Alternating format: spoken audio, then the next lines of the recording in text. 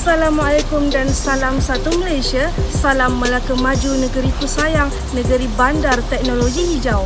Dalam episod kali ini, anda bersama saya Saadatun Najedah dalam Buletin Lestari. Bersama rakan setugas saya Nur Syazrina akan mengupas salah satu konsep dan sejarah pendidikan alam sekitar, iaitu Deklarasi Langkawi. Baiklah, sebelum kita pergi dengan lebih jauh, eloklah kita fahami terlebih dahulu mengenai konsep pendidikan alam sekitar.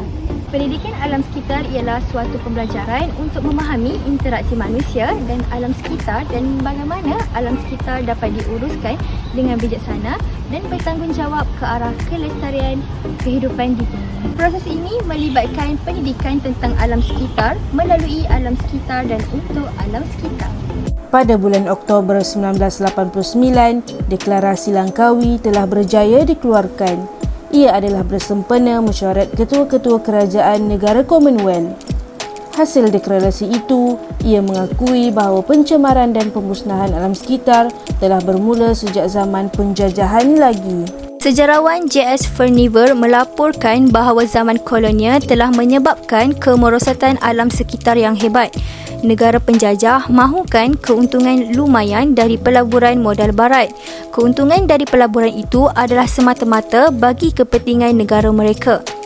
Di arena pengurusan alam sekitar antarabangsa, Langkawi dikenali apabila Deklarasi Langkawi mengenai alam sekitar dipersetujui bersama ketua-ketua kerajaan Commonwealth pada 1989. Sehubungan itu, sepanjang 1998, keadaan mutu alam sekitar di Langkawi dari segi udara, air, daratan dan pengairan pesisir pantai terus diawasi dengan tujuan menilai perubahan kualiti segmen masing-masing dan mengenal pasti punca penyumbang pencemaran berkaitan. Menurut Ketua Cawangan Jabatan Alam Sekitar JAS Langkawi Dalilah Dali, 3 persempelan dan penganalisaan data air sungai dijalankan pada Mac, September dan November 1998 oleh Alam Sekitar Malaysia Berhad Asma di 3 stesen pengawasan di pulau itu, iaitu Sungai Kisap, Sungai Petang dan Sungai Ulu Melaka. Secara amnya, kata beliau, mutu air di 3 sungai di Langkawi boleh dikategorikan sebagai bersih berdasarkan kepada Indeks Kualiti Air Negara IKA sepanjang 1998.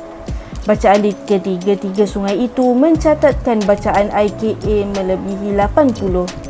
Terdapat peningkatan dari segi kualiti air bagi semua sungai, terutamanya Sungai Melaka yang menurun daripada kategori bersih IKA 80 pada Disember 97 kepada tercemar IKA 58 pada Mac 98. Antara faktor utama terhadap peningkatan pencemaran yang dikesan pada Mac tahun lalu ialah bertambahnya beban pencemaran seperti pepeja terampai, amoniaken nitrogen dan berkurangnya oksigen terlarut akibat daripada pendawasan dan kuantiti air yang rendah ketika itu, katanya. Perbandingan pengkelasan sungai mengikut jenis kegunaan adalah berdasarkan cadangan piawaian interim kualiti air kebangsaan Malaysia. Di Langkawi juga, katanya, sebanyak 6 program pengawasan dijalankan sepanjang tahun lalu dengan jumlah 330 sampel diambil daripada 11 stesen pengawasan marin.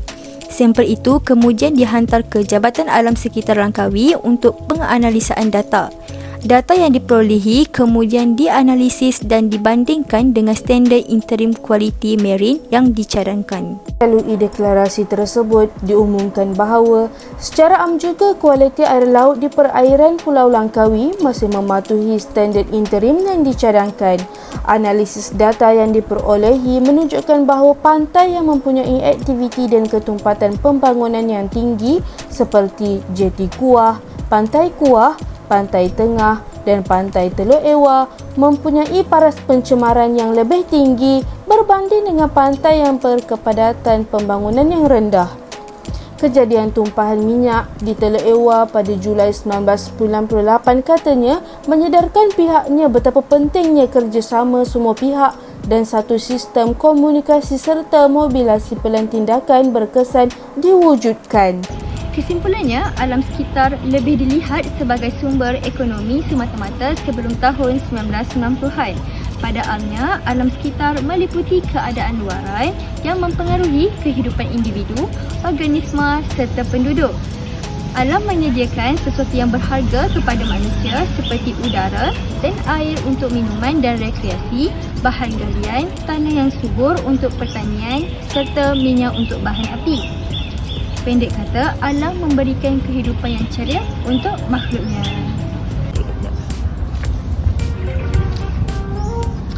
Adalah diharapkan menjelang alaf baru, masyarakat dunia akan terus memperlihatkan sikap dan perhatian yang lebih menghargai keperluan dan kepentingan alam sekitar, khususnya dalam hubungan dengan persoalan kesejahteraan manusia sejagat.